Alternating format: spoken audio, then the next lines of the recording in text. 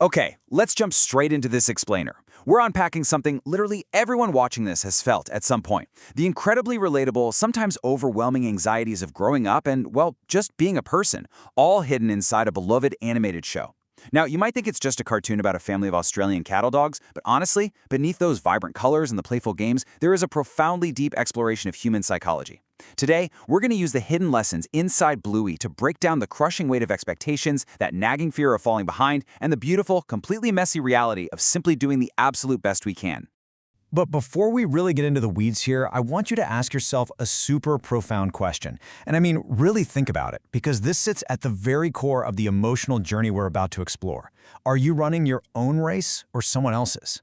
I mean, how often do you look at the people around you, your peers, your neighbors, your friends on social media, and feel this sudden, terrifying pang that you are somehow falling behind? Just keep that exact feeling in the back of your mind as we go through these concepts today. All right, Section 1, the parenting pressure cooker, dealing with the hidden anxieties of growing up. Let's see how this builds. Look, whether we're raising kids, trying to build a career, or literally just navigating daily life, we have this habit of trapping ourselves in a pressure cooker of our own design. Take this heartbreaking confession from Chili, the mom in the show, during the baby race episode. She says, "I just felt like I was doing everything wrong." It is the perfect encapsulation of that universal inadequacy parents, and honestly, all of us, face. When her child wasn't hitting developmental milestones exactly on a textbook schedule, she didn't see it as natural variation. She internalized it as a massive personal failure. And man, that feeling is not exclusive to parenting. That is the exact voice of imposter syndrome that whispers to every single one of us. The crazy part is that anxiety doesn't just stay locked up in the adult world, it trickles down. We see this exact same anxiety mirrored in the kids too. Take the time Bluey is trying to draw a boomerang for a Father's Day card without messing up. She is literally scrapping paper after paper, completely consumed by this total frustration just because the lines aren't perfectly straight or the picture doesn't exactly match the flawless image she has in her head. What's super interesting here is Bluey's definition of the word. It perfectly highlights an absolutely impossible and frankly exhausting standard. She defines perfect as being very, very, very, very, very good. By stacking up all those modifiers, the show brilliantly illustrates how chasing perfection basically just puts you on an endless treadmill. Think about it. No matter how amazing that drawing is, it can always be just one very short of perfect. Moving on to Section 2, the trap of comparison, how competition breeds anxiety. This brings us to a huge conflict: how completely innocent milestones can flip into a highly stressful competition in the blink of an eye. Think about the standard developmental progression that Chili was totally obsessing over just to beat a rival mother, Judo's mom. It starts out innocent enough, right? 3 months, they're rolling over. 6 months, they're sitting. Then crawling at 8, pulling up at 10, walking at 12. But suddenly, what should be this joyous, amazing celebration of a child growing up transforms into a ticking clock. Chili starts viewing these basic, biological developments as strict, do-or-die deadlines she needs her kid to meet just to prove her own worth.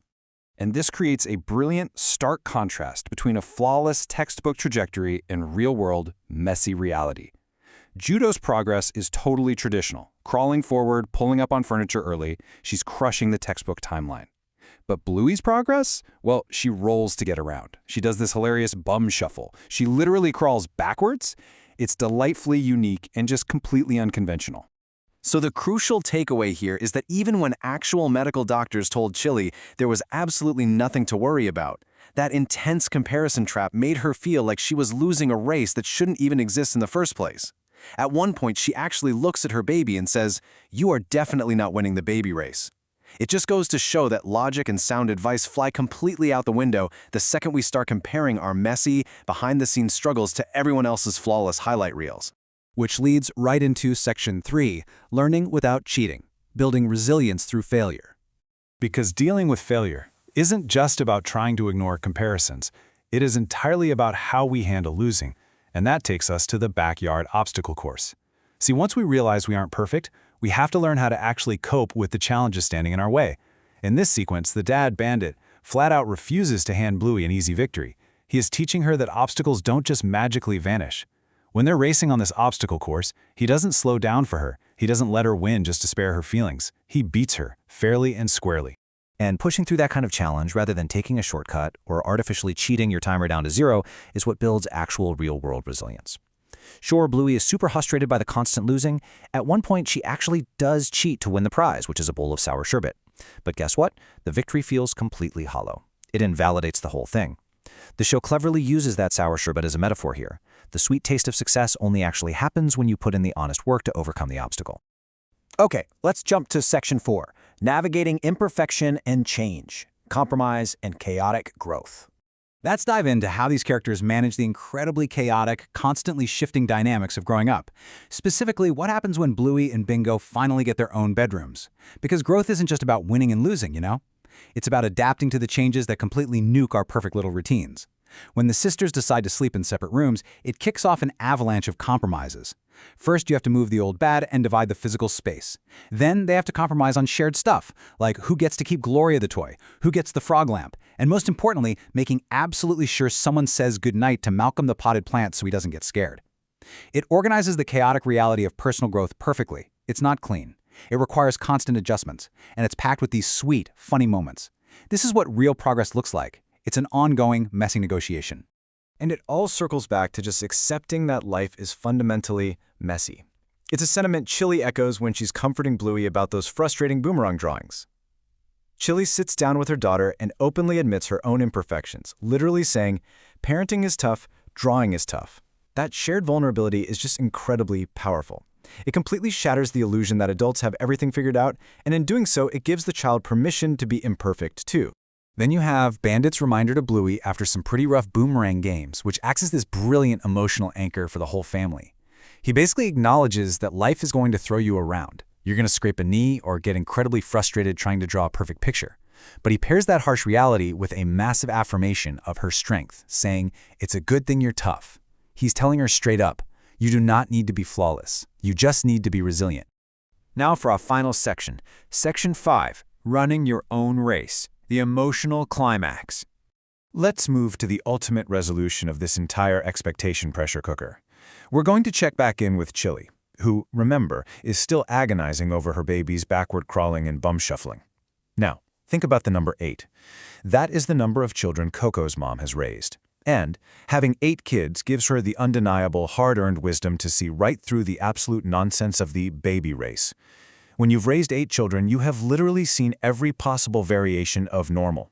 You know for a fact that the spreadsheets, the strict timelines, and the hyper-competitive mothers groups mean absolutely nothing in the grand scheme of things. And that leads to this incredibly simple, yet massive moment.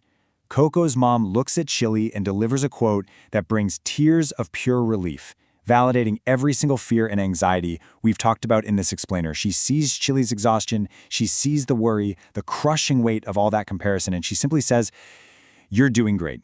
It is the exact phrase every single person trapped in a cycle of perfectionism desperately needs to hear. So the huge crucial point here is that whether you're bum shuffling, crawling backwards, or tearing up paper because you can't draw a perfect picture, your progress is valid. The show uses these childhood milestones as a brilliant Trojan horse to deliver a massive message to us adults. Development, success, and growth are not linear. They do not and will not adhere to a master schedule. Seriously, I want you to apply this to your own life right now. Way beyond parenting or childhood, how often do we measure our own success against someone else's highlight reel? We look at their filtered, curated achievements, their supposedly perfect timelines, and we totally penalize ourselves for our own messy, backwards crawling reality. It's crazy, right?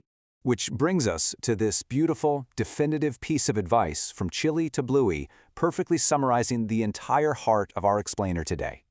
Just run your own race. It is a call to put the blinders on. Stop looking at the lane next to you. Your timeline is quite literally the only timeline that matters. And we're going to end on that final thought today. I'm leaving you to wonder just how much lighter your life could be if you finally let go of the pressure to be flawless. Perfection is an illusion.